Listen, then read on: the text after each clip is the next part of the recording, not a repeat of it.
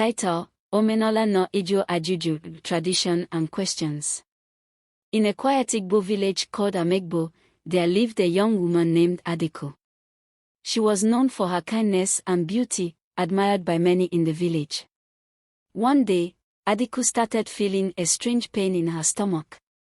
It would come and go, making her weak and concerned.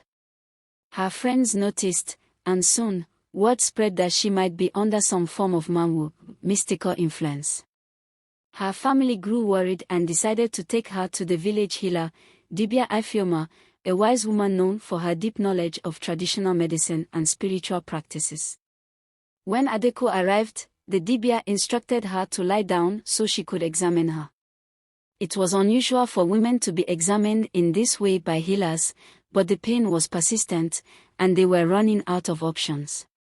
With a gathering of family members, friends, and some curious elders, Ifeoma gently instructed Adaku to open her legs, feeling for signs of inflammation or infection. To everyone's surprise, something extraordinary happened. As Adaku lay there, a shimmering light began to emit from her body.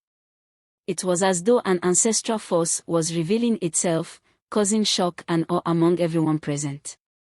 The Dibia closed her eyes and began to chant, asking the ancestors for guidance. She explained that Adaku had been chosen by the spirit world to deliver an important message to the people of Amaigbo. They were to respect the old ways but remember to embrace change and understanding, especially in caring for their health and well-being. Adaku's pain faded, and she felt a sense of peace. The village realized that this was a sign, an invitation to embrace both their traditions and the advances brought by time. The Dibia encouraged them to seek both traditional and modern treatments when needed and to let go of fear and prejudice toward newer ways. The story of Adaku's experience spread throughout Amaigbo, reminding everyone of the balance between tradition and progress. Her experience taught the village to honor the past while embracing the future, blending the wisdom of their ancestors with the opportunities of modern life. After that unforgettable day, Adaku's life became even more meaningful to the villagers. Many of them now sought her out, not just for advice, but for blessings and guidance. She seemed to have a special connection with the spiritual world, and even the village elders believed her experience was a rare gift from the ancestors. Adaku humbly accepted this new role, offering words of encouragement and kindness to those who came to her. As time passed, Adaku began to feel another calling within her. She remembered the Dibia's words about embracing both the old and the new. Though she was deeply rooted in tradition, she started to wonder about the modern world outside Amaigbo. One evening, she gathered the courage to speak with her parents. "Papa, Mama," she began, "I am grateful for everything the ancestors have shown me. But my spirit is restless. I want to learn more, not just about our own ways but about other forms of healing too."